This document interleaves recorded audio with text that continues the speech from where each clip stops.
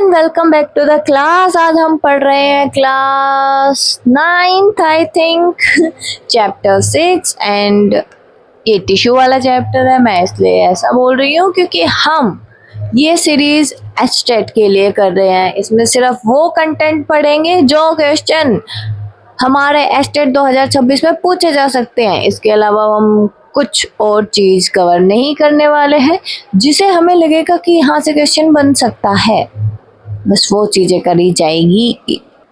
देखो last chapter में आपने देख लिया कि कुछ ऑर्गेनिज्म सिंगल सेल से बने हुए होते हैं, यूनिसेलुलर वो कहलाते हैं। सिंगल सेल ही सारे फंक्शन को कैरी करते हैं, जैसे कि अमीबा में वही बेचारा मूवमेंट कर रहा है, वही खाना खा रहा है, वही गैस एक्सचेंज कर रहा है, वही एक्सक्रीशन करना है। लेकिन मल्टी सेलुलर ऑर्गेनिज्म में ऐसा नहीं होता, वहाँ पे मिलियंस ऑफ द सेल्स होते हैं।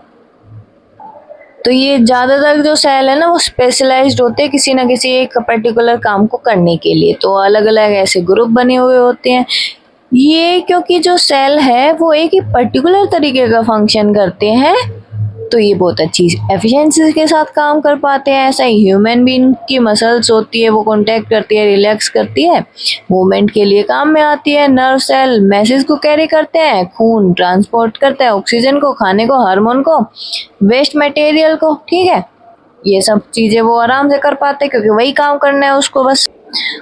अब यहाँ पे लिखा गया है कि पौधों के अंदर वस्कुलर टिश्यू होते हैं। यहाँ से क्वेश्चन बन सकता है एग्जाम में कि पौधों के अंदर vascular tissue conduct food and water from one part of the plant to the other plant. ये एक पॉसिबिलिटी है, यहाँ से क्वेश्चन बनाया जा सकता है कि भाई पौधों के अंदर खाना और पानी एक जगह से दूसरी जगह कौन पहुंचाता है। ऑप्शन में वस्कुलर टिश्यू लिखा आ सकता है, तो वही मार्क कर देना। अलग अलग पॉसिबिलिटी होती है ना, अलग अलग तरीके के क्वेश्चन बन सकते हैं। आगे देखो, multi cellular organism show division of the, बहुत ज्यादा भाई सेल है तो काम बांट लेते हैं। वहां पे जो सेल होता है वो उसको एक ही तरीके का काम करना आता है, वो एक ही तरीके के जो सेल है वो ग्रुप बना लेंगे बॉडी में, जिसका मतलब क्या हुआ, पर्टिकुलर फंक्शन करने के लिए क्लस्टर ऑफ सेल होगा। ठीक है, जिसकी एक स्पेसिफिक जगह होगी बॉडी के अंदर, उस क्लस्टर ऑफ सेल को ही हम टिश्यू बोलते हैं। क्या बोलेंगे? क्लस्टर ऑफ सेल को टिश्यू कहेंगे। अब वो अच्छे से अरेंज होता है, डिजाइन होता है और वो हाईएस्ट एफिशिएंसी, पॉसिबल एफिशिएंसी के साथ काम करता है। अब देखो भाई, यहाँ पर है खून, ब्लड, फोइलम, मसल्स, ये टिश्यू के एग्जाम्पल है। स्पेशलाइज्ड चीज है, अपना ही काम करते हैं बस। A group of cell that are similar in the structure and work together to achieve a particular function, वही टिश्यू बनाते हैं। Are plant and animal made up of some type of tissue. बताओ, पौधे और जानवर किसी तरीके के टिश्यू से बन के बने हुए होते हैं था? ओके ओके, यस, उनके स्ट्रक्चर और फंक्शन को कंपेयर कर लेते हैं।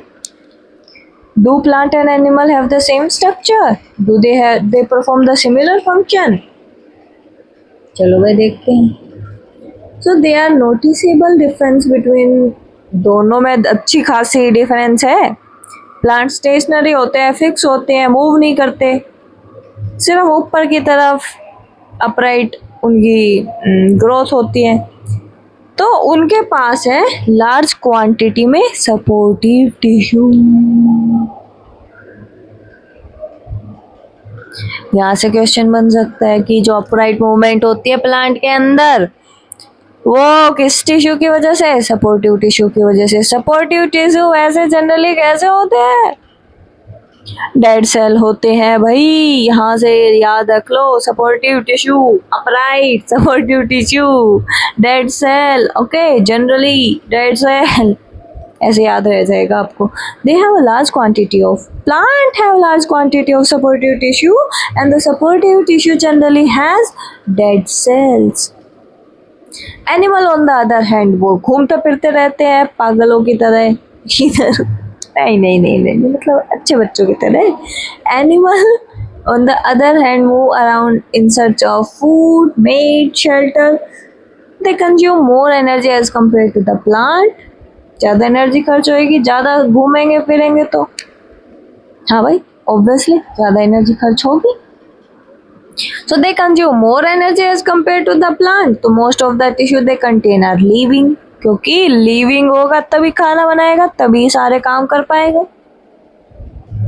अब पौधों को तो एक जगह है तो डेड सेल से भी काम चला रहा है, वो तो सपोर्ट ही तो चाहिए, वो डेड सेल भी दे रहा है. Another difference between the animal and the plant is the pattern of growth. The growth in the plant is limited to certain region while it is not so in the animal. There are some tissue in the plant that divide throughout the life, and these tissue are localized in certain region. Based on dividing capacity of the tissue, various plant tissue can be classified as growing or meristematic permanent. देखो भैया, based on the dividing capacity, कितना वो खुद को divide कर सकता है, उस कैपेसिटी के बेस पर प्लांट टिश्यू को हम डिवाइड कर सकते हैं मेरिस्टेमेटिक टिश्यू और परमानेंट टिश्यू में. ये यहाँ से क्वेश्चन बन गया एक, वही एक नंबर का क्वेश्चन एच स्टेट में. जल्दी से, based on the capacity, dividing capacity of the tissue, various tissue can be classified as growing or meristematic tissue and permanent tissue. Cell grow in the animal is more uniform, so there is no such demarcation of dividing.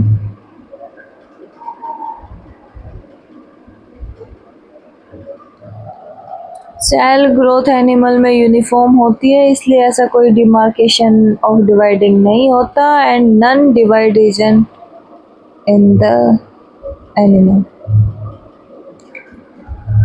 Wait,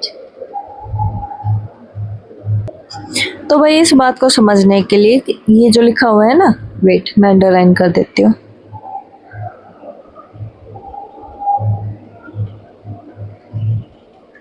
important है.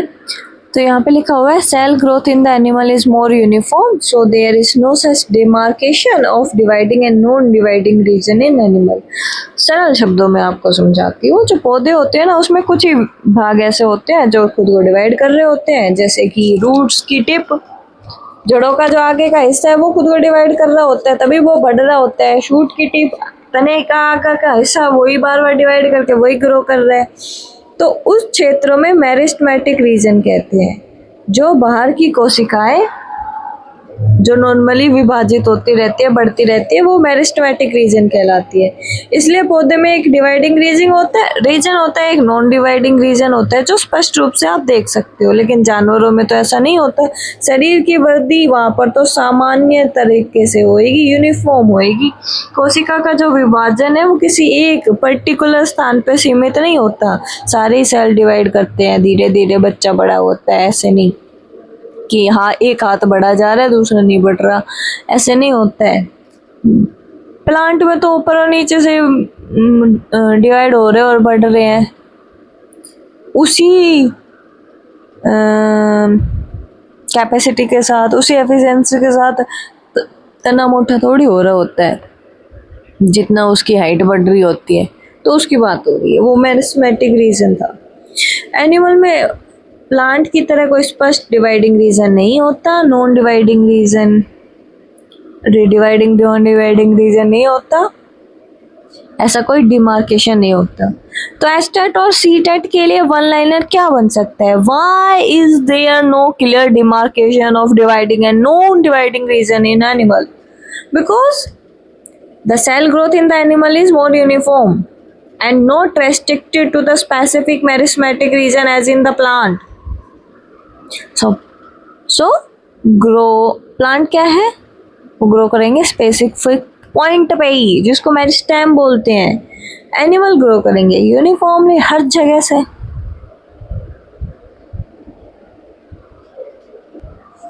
The structural organization of organ and the organ system is far more specialized and localized in the complex animal than even in the very complex plant.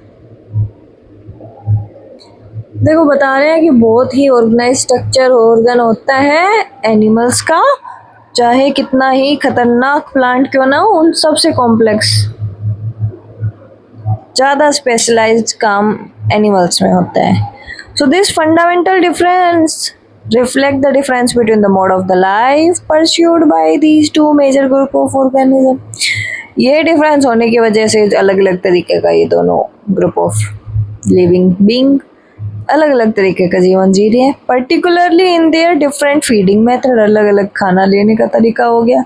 Also they are differently adapted for sedentary existence on one hand, plant, and active locomotion on the other hand, animal, contributing to this difference in organ system design.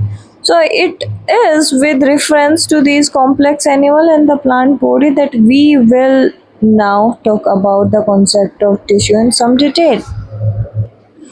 चलो भाई, यहाँ पे सबसे पहला ही topic meristematic tissue आ गया. यहाँ पर देख लो जार 1 और जार 2 है. 2 ओनियन बल्ब हमने लगा दिए हैं, रूट ग्रो कर गई है. ठीक है, तो जब ये ग्रो कर जाए तो जो जार 2 है ना, उसमें आपको काट देनी है जड़ की टिप. जो इनके रूट है ना, उसकी टिप्स ही काट देनी है और फिर 5 दिन तक बैठ के बस ऑब्जर्व करना है कि उसके काटने के बाद क्या हुआ. जब हमने ओनियन को पानी में डाल के रखा था ना, जो उसकी जो रूट टिप थी वो तेज़ी से डिवाइड कर रही थी. उसकी कोशिका का विभाजन होता है तो वहाँ पे काफ़ी सारी अवस्थाएं आती है, प्रोफेज, मेटाफेज, एनाफेज, टेलोफेज. ये सब कोशिकाएं आप आसानी से देख सकते हो. उन्हीं को काटती है अपन. जैसे ही काट देते हैं तो जो जड़ का आगे वाला हिस्सा होता है ना, उसमें एपिकल मेरिस्टेमेट होता है जहाँ पे कोशिकाएं लगातार डिवाइड होती है. यही रीजन होता है एपिकल मेरिस्टेमेट जो जड़ की लंबाई को बढ़ाता है. इसे काट देने पर कोशिका विभाजन रुक जाता है, इसलिए वृद्धि नहीं होएगी. तो ओनियन रूट टिप को कट करेंगे तो रूट ग्रोथ रुक सकती है, क्योंकि उसके ऊपर जो एपिकल मेरिस्टेमेटिक कोशिका विभाजन करने वाला जो रीजन था उसको हटा दिया ना, तो नई कोशिकाएं नहीं बनेगी, वृद्धि तो रुकी जाएगी.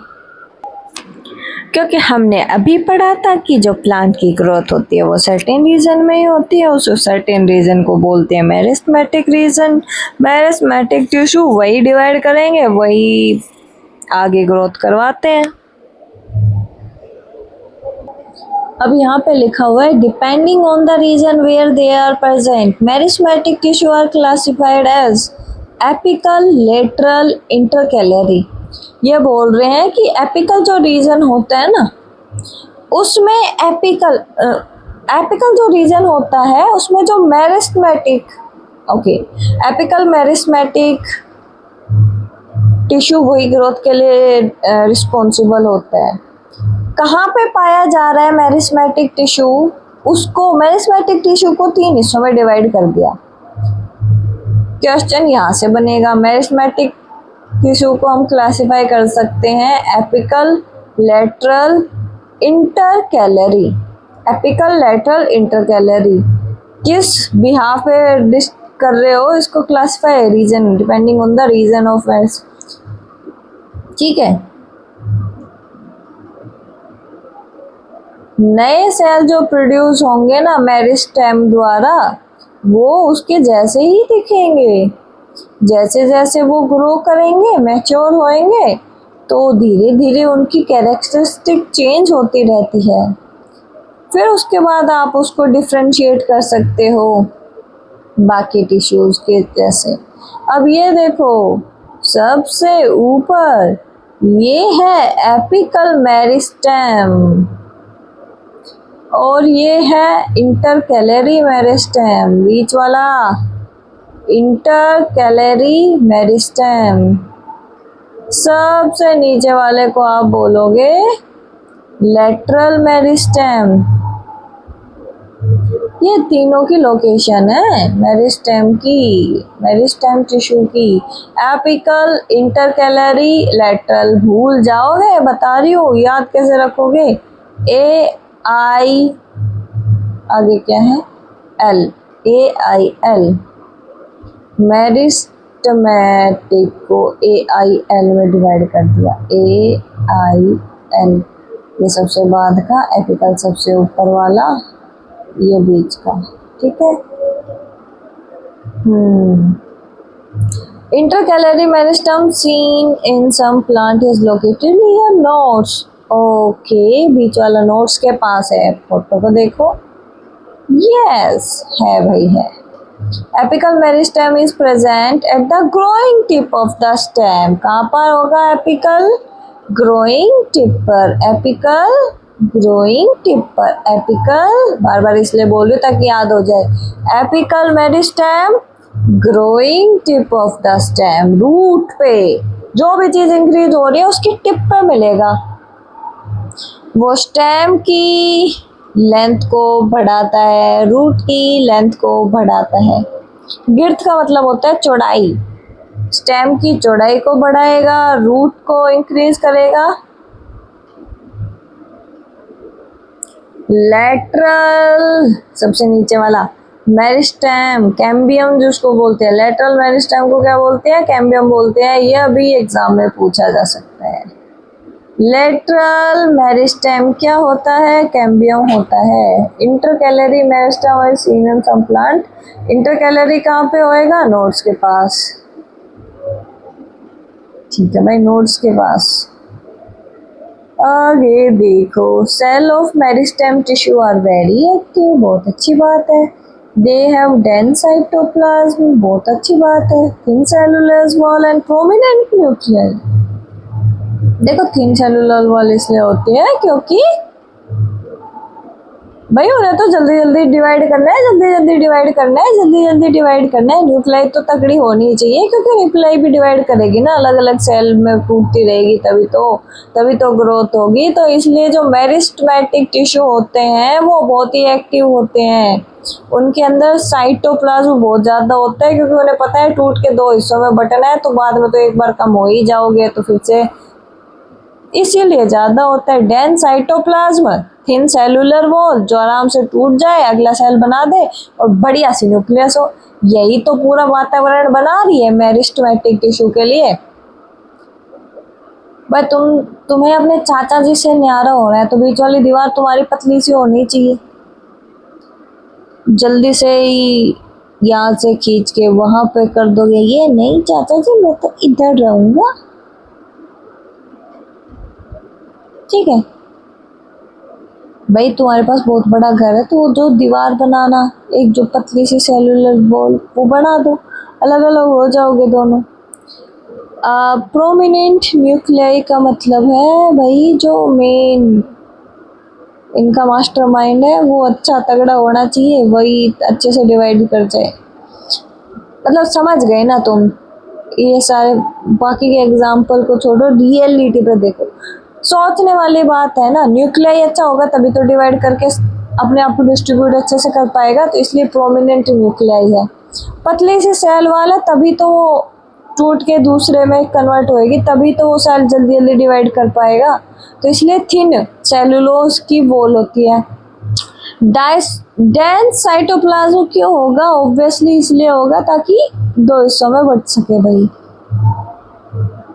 वैक्यूल कब होगा, बट ये सोचने वाली बात है कि वैक्यूल कम क्यों होता है। पिछले चैप्टर से बताओ। ये भाई सबसे खतरनाक क्वेश्चन बन गया है और एग्जाम में बिल्कुल पूछा जाएगा भाई, यहाँ से याद कर लो, स्टेट में ही पूछा जा सकता है। Why they would lack vacuole? What? Merismatic tissue. Why they lack vacuole? क्यों नहीं होते, जल्दी बताओ। क्योंकि मेरिस्टेमेटिक कोशिकाएं लगातार सेल डिवीजन, कोशिका विभाजन करती रहती है, इसलिए उनके अंदर साइटोप्लाज्म बना होता है, बड़ा न्यूक्लियस होता है। यदि बड़ा वैक्यूल उपस्थित होगा तो वो कोशिकाओं के ज्यादातर भाग को घेर लेगा, कोशिका विभाजन की गति को प्रभावित कर सकता है। इसीलिए मेरिस्टेमेटिक कोशिकाओं में वैक्यूल्स अनुपस्थित होते हैं या फिर बहुत छोटे छोटे होते हैं। साइटोप्लाज्म डेंस होता है, न्यूक्लियस बड़ा और स्पष्ट होता है, कोशिकाएं एक्टिव रूप से विभाजित हो सकती है। So why are vacuole absent or very small in meristematic cell? Because meristematic cell divide actively, need dense cytoplasm and large vacuole would occupy space and hinder the cell division. So meristem is equals to maximum division, minimum vacuoles. Vacuole है, खाली जगह क्यों ही रखनी? जब सब अपने अपने हिस्से मांगने लगे हैं तो खाली जगह क्यों नहीं रखनी? सब ऑक्यूपाई करो भाई।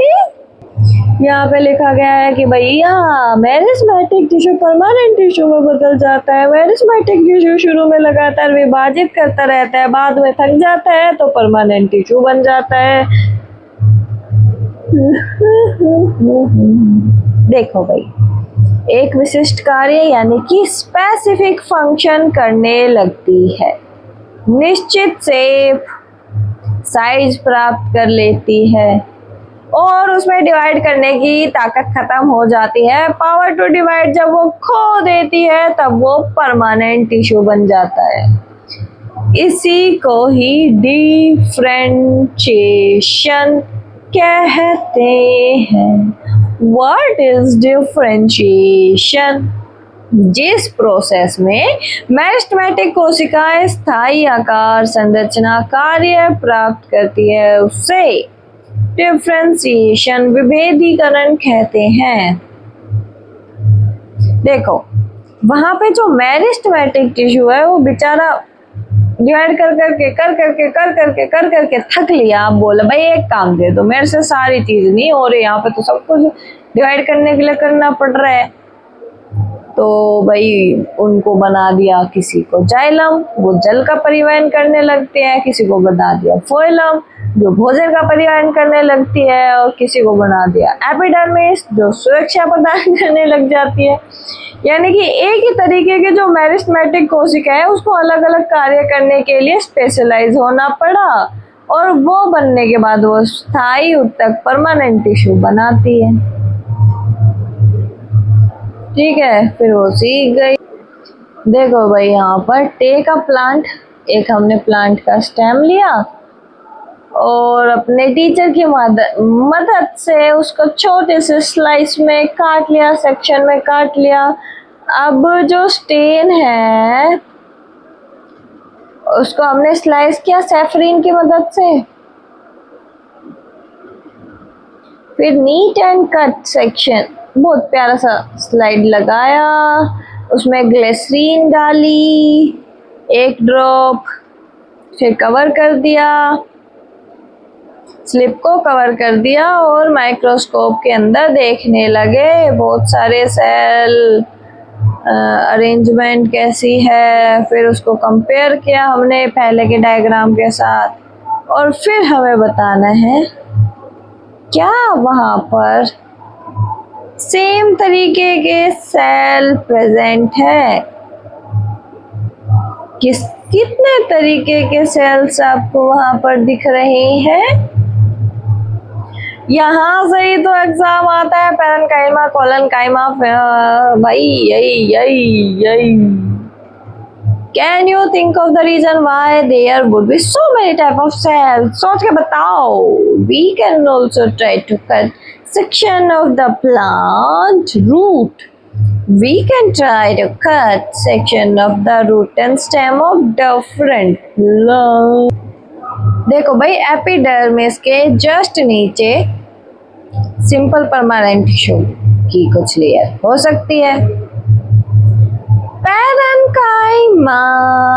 पैरेन्काइमा सबसे सिंपल परमानेंट टिश्यू है। क्योंकि ये रिलेटिवली अनस्पेशलाइज्ड सेल होता है, थिन सेल वॉल होती है, लिविंग सेल होते हैं। यहाँ से ही एग्जाम में 1 मार्क का पक्का पूछा जा सकता है, 100%। तो आप मुझे बताओ, which is the most common simple permanent tissue in the plant? Parenchyma. Where is the parenchyma generally found? Beneath the epidermis. Beneath the epidermis. Generally वहाँ पे मिलेगा। Parenchyma cell is living or dead? ये तो पक्का पूछा जा सकता है क्योंकि ये प्रीवियस ईयर क्वेश्चन भी है। Parenchyma cell living cell होते हैं। What type of cell present in parenchyma? Thin cell wall वाले सेल प्रेजेंट होते हैं पैरेनकाइमा में। पैरेनकाइमा सेल स्पेशलाइज्ड और अनस्पेशलाइज्ड कैसे होते हैं? रिलेटिवली अनस्पेशलाइज्ड होते हैं। How are the parenchyma cell arranged?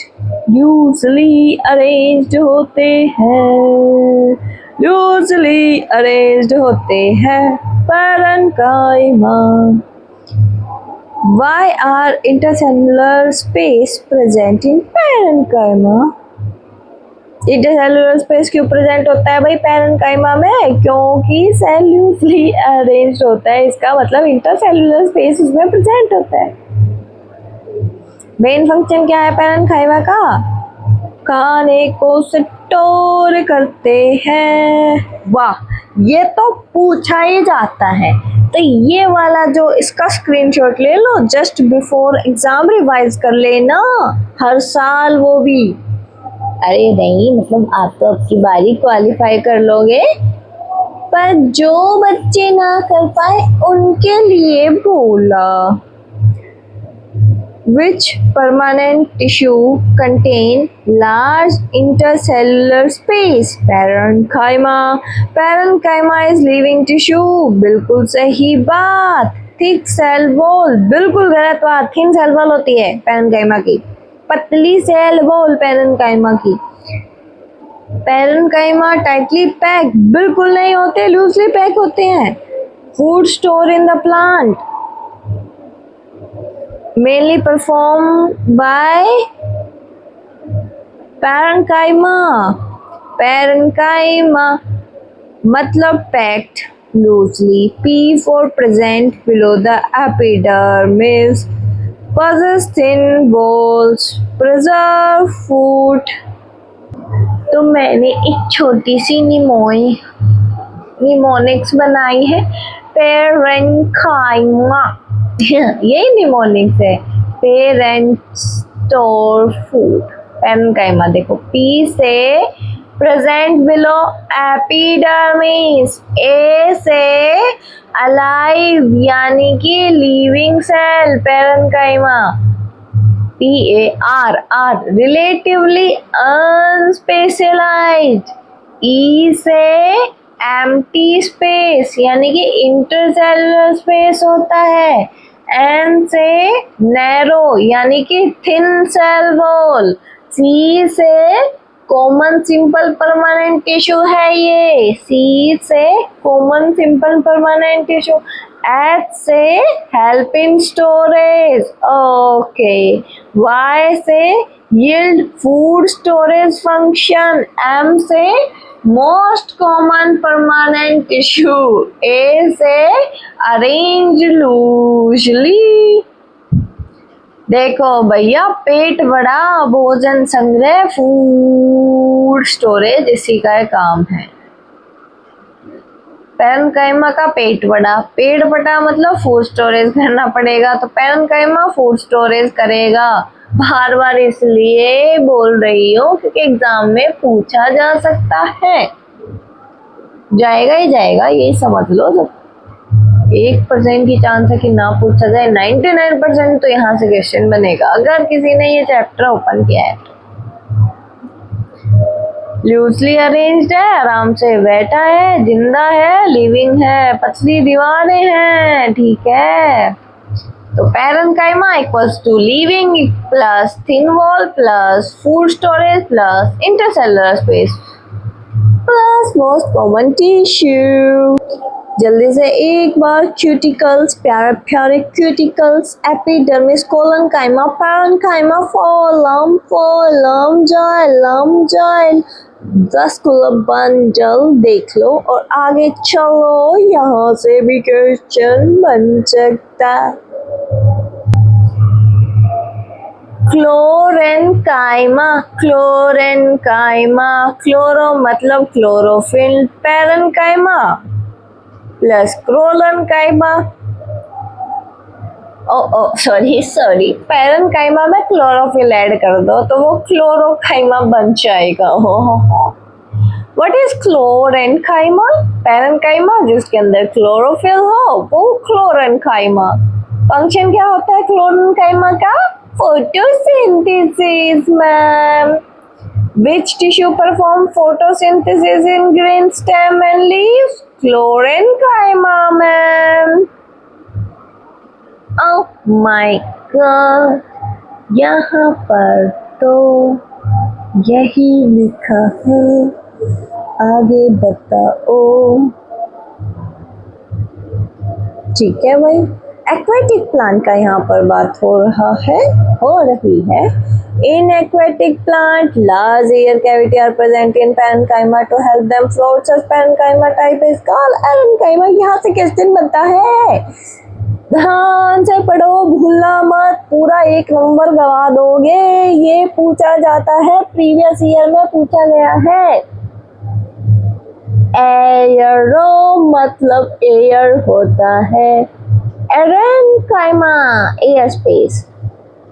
So what is एरेन्काइमा? Parenchyma में लार्ज कैविटीज एयर की ऐड कर दो, एरेनोकाइमा, एरेन्काइमा बन जाएगा। एरेन्काइमा is found in aquatic plant. Okay, function of एरेन्काइमा bioenergy, floating, ये करवाते हैं एरेन्काइमा। ठीक है, आगे देखो भाई, flexibility in the plant, collenchyma. Colon का मतलब कोलर, जैसे आपका कोलर मुड़ तुड़ सकता है लेकिन टूटता नहीं है, वैसे ही कोलेनकाइमा होता है, फ्लेक्सिबल प्लस सपोर्ट प्रोवाइड करता है। तो आप बोलो मुझे, tissue provide flexibility, collenchyma. Which tissue allow bending without breaking? Collenchyma. Collenchyma cell are living और डेड? भाई बिल्कुल लिविंग, कतई नहीं कह दोगे डेड है।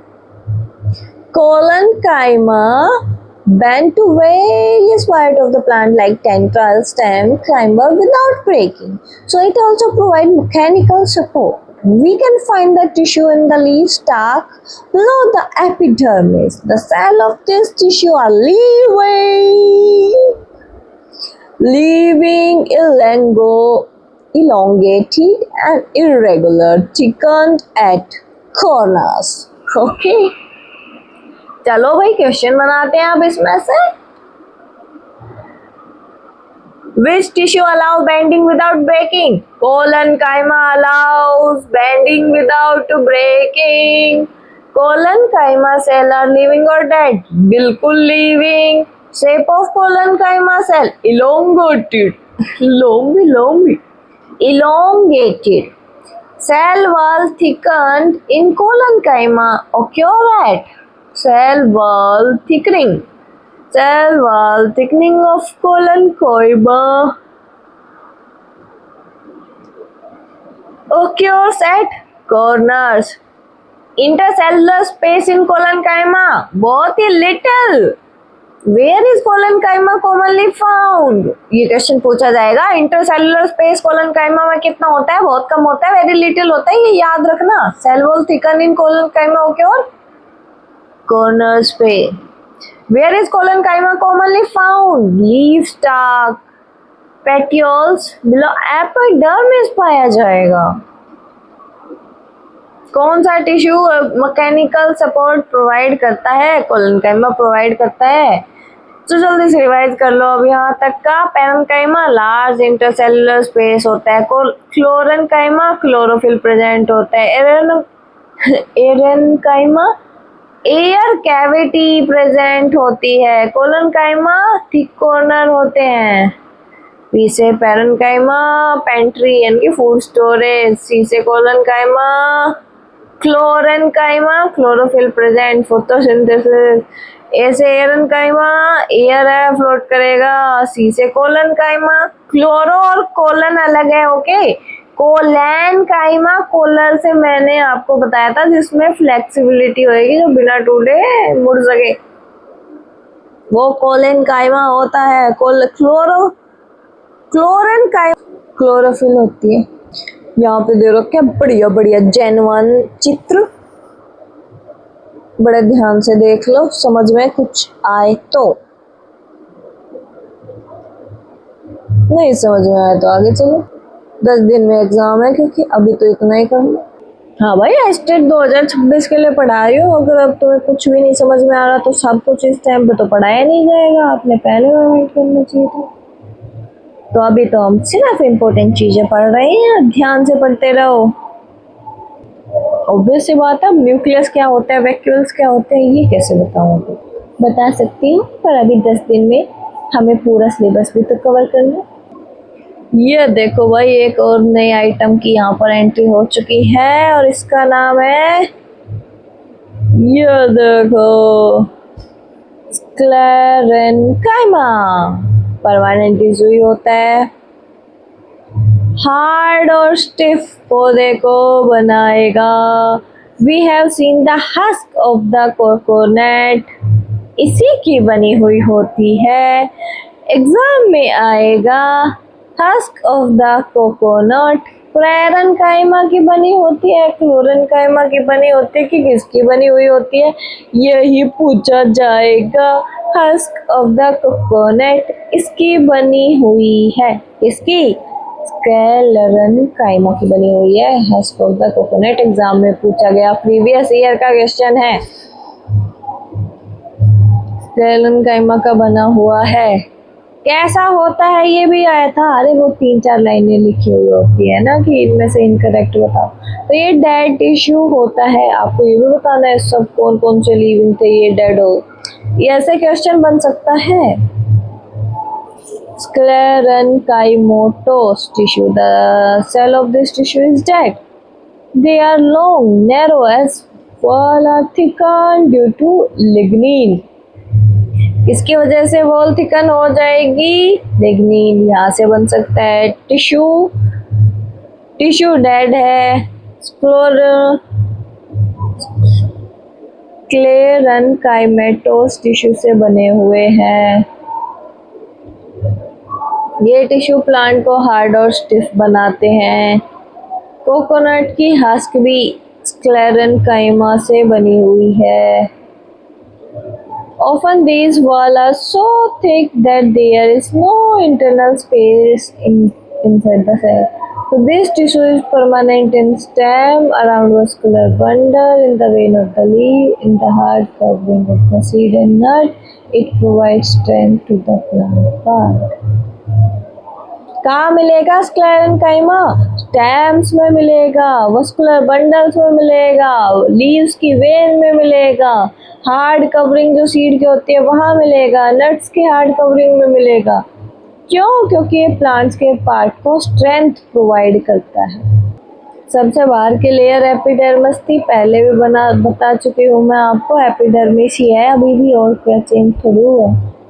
सो in some plant living in very बहुत ही ड्राई हैबिटेट, द एपिडर्मिस में thickened since the protection against the water loss is critical there.